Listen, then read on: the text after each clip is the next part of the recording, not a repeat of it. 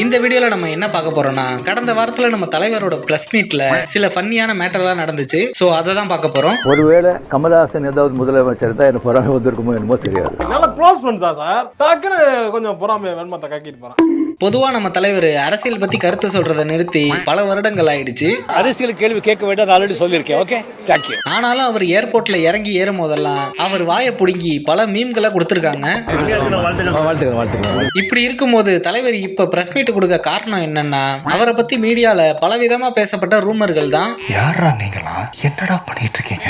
ஒரு பக்கம் பாத்தீங்கன்னா அவர் தளபதி விஜய் சிஎம் ஆனதுக்கு பொறாமப்படுறாருன்னு புரடியை கிளப்பிட்டு இருந்தானுங்க.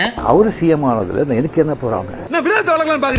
இன்னொரு பக்கம் பார்த்தா டிஎம்கேவையும் ஏடிஎம்கேவையும் ஜாயின் பண்றதுக்கு மையத்துல நின்று பஞ்சாயத்து பண்ணது இவர் தான் அப்படின்னு கிளப்பிட்டு இருந்தானுங்க. என்னடா சொல்ற, என்னால நம்ப முடியலையே. இப்ப உங்க மைண்ட் வாய்ஸ்ல மையத்துல நம்ம ஆண்டவர் தானே நிக்கணும் அப்படின்னு ஓடுறது எனக்கு புரியுது. தம்பி அப்படிலாம் பேசாத, எவனா வந்துடா போறான். பட் இப்ப அவர் அறிவாலயத்துக்கு வெளியில நிக்கிறதா ட்விட்டர்ல போட்டிருக்கானுங்க.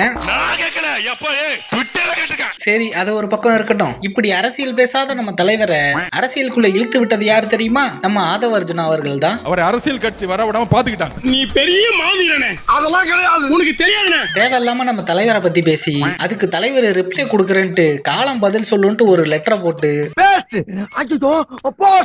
அந்த லெட்டரோட விளைவா இப்ப காலம் பதில் சொல்லிருச்சு, இப்ப நீங்க என்ன சொல்ல போறீங்க தலைவரே அப்படின்னு சொல்லி உள்ள இழுத்து போட்டு ஆளாளுக்கு அடிச்சுக்கிட்டு இருக்கானுங்க. ப்ரோ ஒரு அளவுக்கு தான் ப்ரோ, எல்லாமே சும்மா நோண்ட கூடாது ப்ரோ. இப்படி பல ரூமர்கள் கிளப்பிக்கிட்டு இருந்ததுனால அதை கிளாரிஃபை பண்றதுக்கு தான் இந்த பிரஸ் மீட்டை கொடுத்ததா தலைவரே சொல்லியிருக்காரு. என்னை பற்றி ஒரு 2-3 விமர்சனங்கள் சோசியல் மீடியால பரவலா பரவிட்டு இருக்கு. அவரே சொல்றாரா? Very good very good. அதுலயும் அந்த பிரஸ் மீட்ல கொஸ்டின் கேட்க சொன்னா தேவையில்லாம பழைய மேட்டர்கள் எல்லாம் கிளப்பி விட்டு தலைவர் மனசை கஷ்டப்படுத்திட்டாங்கன்னு தான் சொல்லணும். 2001 நீங்க கட்சி வச்சிருந்தா வெற்றி பெற்றலாம் என்று ஒரு சொல்லப்படுகிறது. இல்ல 100% வெற்றி பெற்றிருப்பாங்க, அதுல டவுட்டே கிடையாது. பட் ஆனா அந்த பஸ் மிஸ் பண்ணிட்டீங்கன்னு நினைக்கிறீங்களா? வேற क्वेश्चन. பட் இருந்தாலும் கடந்த காலத்துல சினிமால இருக்கும்போது பாத்தீங்கன்னா நம்ம தலைவரும் விஜய் அண்ணாவும் மாத்தி மாத்தி குட்டி ஸ்டோரி சொல்லி சண்டை போட்டுக்கிறதெல்லாம் நம்ம பார்த்திருப்போம். அந்த கழுகு ஒண்ணுக்கு பண்ணாது, அது இன்னும் கொஞ்சம் மேல போகும். இந்த காக்கா கழுகு அப்படி பல மேட்டர்கள் நடந்திருந்தாலும் இப்ப சினிமா துறையில இருந்து விஜய் அண்ணா சிஎம் ஆனதுல எனக்கு ரொம்ப சந்தோஷம் அப்படின்னு தான் நம்ம தலைவர் சொல்லியிருந்தாரு.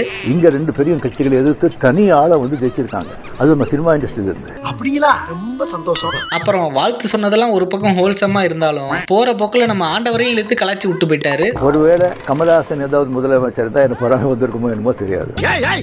என்ன சொல்ல சொன்னா என்ன சொல்லிட்டு இருக்க? அப்புறம் முக்கியமா டிவிகே தொண்டர்களுக்கெல்லாம் தலைவர் சில அட்வைஸ்களை கொடுத்துட்டு போயிருந்தாரு. அது என்னன்னா, அவருடைய தொண்டர்கள் ஆகட்டும் ரசிகர்கள் ஆகட்டும், அவர் என்ன தப்பு பண்ணா கூட அது ஸ்ட்ரைட்டா விஜய்க்கு தான் பாதிக்கும் அப்படிங்கறத அவன் மனசுல வச்சுக்கணும்.